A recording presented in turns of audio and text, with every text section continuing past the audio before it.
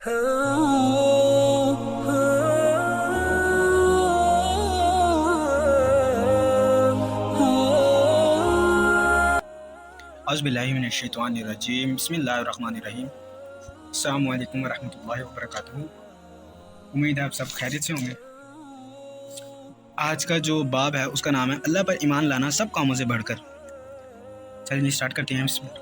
अबू हुरैरा रज़ियल्लाहु ताला अन्हु से रवायत है, रसूलुल्लाह सल्लल्लाहु अलैहि वसल्लम से पूछा गया कौन सा काम अफजल है, यानी सबसे बढ़कर। आप सल्लल्लाहु अलैहि वसल्लम ने फरमाया अल्लाह पर ईमान लाना। फिर पूछा गया इसके बाद क्या? आप सल्लल्लाहु अलैहि वसल्लम ने फरमाया जहाद फ़ी सबीलिल्लाह।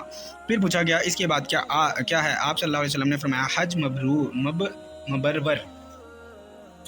फ़ायदा नूर रहमतुल्लाह ने कहा हज मबरवर वो है जिसमें कोई गुनाह ना हो, और बाज़ों ने कहा जो हज कबूल हो जावे अल्लाह को, या जो सादिक हो खसलल्लाह हो।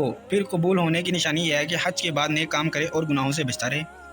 अगली रवायत है अबू ज़र रज़ियल्लाहु अन्हु से रवायत है, रसूलुल्लाह सल्लल्लाहु अलैहि वसल्लम से मैंने पूछा कि कौन सा अमल अफजल है। आप सल्लल्लाहु अलैहि वसल्लम ने फरमाया अल्लाह पर ईमान लाना और जिहाद करना इसकी राह में।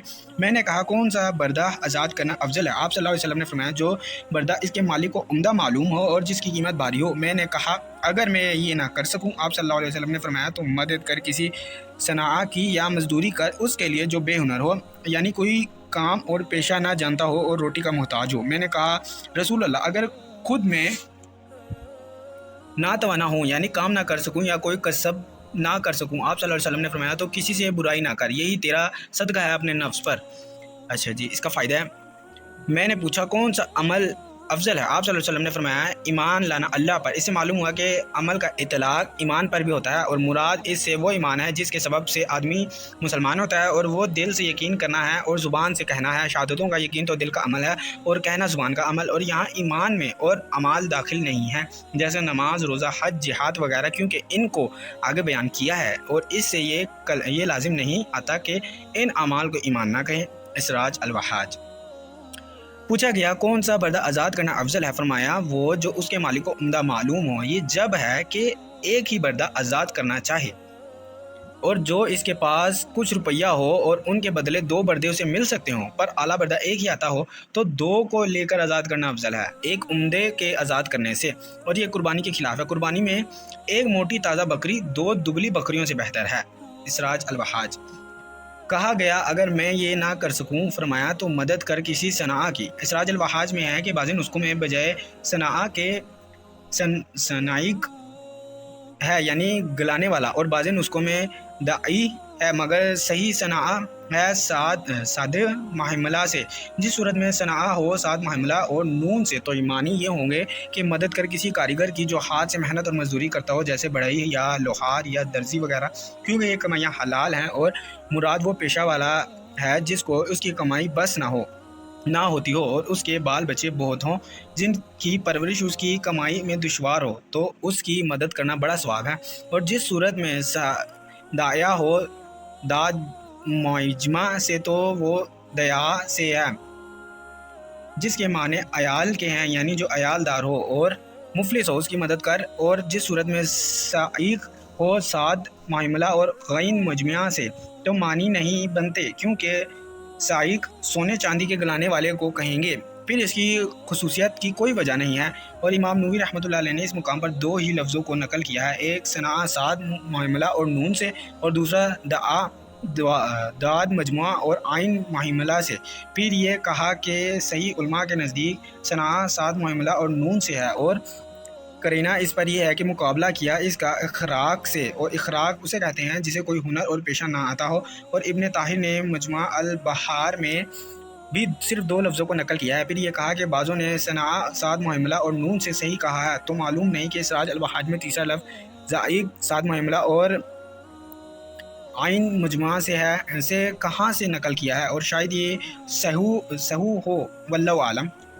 अच्छा जी, अगली रवायत है अबू ज़र रज़ियल्लाहु अन्हु से। दूसरी रवायत भी ऐसी है, सिवाय इसके कि आपसे फरमाया तो मदद कर किसी सनाआ की या मजदूरी कर उसके लिए जो बेहुनर है। अगली रवायत है अब्दुल्लाह बिन मसूद रज़ियल्लाहु अन्हु से रवायत है, मैंने रसूलुल्लाह सल्लल्लाहु अलैहि वसल्लम से पूछा कौन सा काम अफजल है, यानी सबसे बढ़कर है सवाब में। आप सल्लल्लाहु अलैहि वसल्लम ने फरमाया नमाज पढ़ना। اپنے وقت پر۔ میں نے کہا پھر کون سا؟ آپ صلی اللہ علیہ وسلم نے فرمایا نیکی کرنا ماں باپ سے، یعنی ان کو خوش اور راضی رکھنا اور ان کے ساتھ احسان کرنا اور ان کے دوستوں کے ساتھ بھی سلوک کرنا۔ میں نے کہا پھر کون سا؟ آپ صلی اللہ علیہ وسلم نے فرمایا جہاد کرنا اللہ کی راہ میں۔ پھر میں نے زیادہ پوچھنا چھوڑ دیا آپ صلی اللہ علیہ وسلم کی رعایت کر کے، تاکہ آپ پر بار نہ گزرے۔ اگلی روایت ہے ابو عمر شیبانی سے روایت ہے، مجھ سے بیان کیا اس گھر والے نے، اور اشارہ کیا عبداللہ بن مسعود رضی اللہ عنہ کے گھر کی طرف۔ کہا پوچھا میں نے رسول اللہ صلی اللہ علیہ وسلم سے کون سا کام بہت پسند ہے اللہ تعالیٰ کو؟ اس کے بعد پوری حدیث بیان کی جو اوپر گزری، مطلب اس سے جو پہلے والی حدیث ہے وہی ہے بالکل سیم۔ دوسری روایت بھی ایسی ہی ہے، اس میں یہ ہے کہ ابو عمر شیبانی نے اشارہ کیا عبداللہ بن مسعود رضی اللہ عنہ کے گھر کی طرف اور ان کا نام نہ لیا۔ اگلی روایت ہے عبداللہ بن مسعود رضی اللہ عنہ سے روایت ہے، رسول اللہ صلی اللہ علیہ وسلم نے فرمایا سب کاموں سے بڑھ کر یا سب سے بڑھ کر کام نماز پڑھنا ہے اپنے وقت پر، اور نیکی کرنا ہے ماں باپ سے۔ اچھا جی، اس کا فائدہ ہے۔ نووی رحمۃ اللہ علیہ نے کہا اس مقام پر ایک اشکال ہے، وہ یہ کہ بعض روایتوں میں سب سے افضل ایمان کو قرار دیا، پھر جہاد کو، پھر حج کو، اور بعض میں ایمان کو اور جہاد کو اور نماز کو، پھر ماں باپ سے سلوک کرنے کو، پھر جہاد کو، اور بعض میں کھانا کھلانے اور ہر ایک کو سلام کرنے، اور بعض میں قرآن سیکھنے اور سکھانے کو، اور اس کے مثل بہت سی حدیثوں میں مذکور ہے۔ تو اختلاف کیا ہے علماء نے کہ کیوں کر جمع ہوگا ان اختلافوں کا۔ حلیمی نے فقال شاشی کبیر سے نقل کیا کہ دو طرح سے جمع ہو سکتا ہے، ایک تو یہ کہ یہ اختلاف با اعتبار اختلاف احوال ہے اور اشخاص کے ہے، اور کبھی کہتے ہیں یہ بات سب سے بہتر ہے، اور یہ مراد نہیں ہوتی کہ ہر طرح یا ہر شخص کے لیے بہتر ہے، اور دلیل اس کی یہ ہے کہ ابن عباس رضی اللہ عنہ سے روایت ہے کہ رسول اللہ صلی اللہ علیہ وسلم نے فرمایا جس نے حج نہیں کیا اس کے لیے حج 40 جہاد سے بہتر ہے، اور جس نے جہاد نہیں کیا اس کے لیے ایک جہاد 40 حج سے بہتر ہے۔ دوسری یہ کہ افضل الاعمال کے پہلے من کا لفظ محذوف ہو تو ترجمہ یہ ہوگا کہ افضل کاموں میں سے ایمان ہے اور جہاد ہے۔ اس صورت میں کوئی اشکال نہیں، جیسے کہتے ہیں فلاں شخص ان میں کا عاقل ہے یا افضل ہے، اور مراد یہ ہوتی ہے کہ ان کے عاقل اور افضلوں میں سے ہے۔ اور ایسے ہی قول ہے رسول اللہ صلی اللہ علیہ وسلم کا، بہتر تم میں کا وہ ہے جو بہتر ہو اپنے گھر کے لوگوں کے لیے، اور معلوم ہے یہ بات کہ گھر والوں کے لیے بہتر ہونے سے سب لوگوں سے بہتر نہیں ہو سکتا۔ اور ایسے ہی لوگ کہتے ہیں سب سے زیادہ عالم سے نفرت کرنے والے اس کے ہمسائے ہوتے ہیں، حالانکہ ممکن ہے کہ کوئی شخص اس کے ہمسایوں سے بھی زیادہ اس کی پرواہ نہ کرتا ہو۔ یہ کلام ہے کفال کا۔ اس صورت میں ایمان سب سے افضل ہوگا اور باقی اعمال برابر ہوں گے فضیلت میں، پر بعض خاص صورتوں میں یا خاص شخصوں میں ایک عمل دوسرے سے فضیلت رکھے گا، اور تم کو لفظ جو بعضی روایتوں میں ہے اسے کمی ایک عمل کی دوسرے سے فضیلت میں مقصود نہیں بلکہ محض ترتیب ذکری کے لیے ہے۔ جیسے آگے یہ عربی ہے، اس کو آپ گوگل پر لکھ کے ترجمہ کر سکتے ہیں۔ اور قاضی ایاز رحمۃ اللہ علیہ نے جمع کے لیے دو وجہیں بیان کی ہیں، ایک تو وہی وجہ جو پہلے مذکور ہوئی، انہوں نے کہا کہ جواب میں اختلاف بوجہ اختلاف احوال کے ہے، تو بتلایا آپ صلی اللہ علیہ وسلم نے ہر ایک قوم کو وہ کام جو بہت ضروری تھا ان کے لیے یا جس کو انہوں نے حاصل نہیں کیا تھا یہ پہنچایا نہ تھا۔ دوسرا یہ کہ آپ صلی اللہ علیہ وسلم نے مقدم کیا جہاد کو حج پر، اس لیے کہ جہاد کی بہت ضرورت تھی اس زمانے میں بوجہ شروع زمانہ اسلام کے، اور صاحب تحریر نے ایک یہ وجہ بیان کی ہے، اور دوسری یہ کہ سم کلام عرب میں ترتیب کی مقتدی نہیں، اور یہ قول شاذ ہے اہل عربیت اور اسوال کے نزدیک۔ پھر صاحب تحریر نے کہا صحیح ہے کہ جہاد کو آپ صلی اللہ علیہ وسلم نے مقدم کیا اس واسطے کہ مراد آپ صلی اللہ علیہ وسلم کی وہ زمانہ ہے جہاں جہاد کی بہت ضرورت ہو اور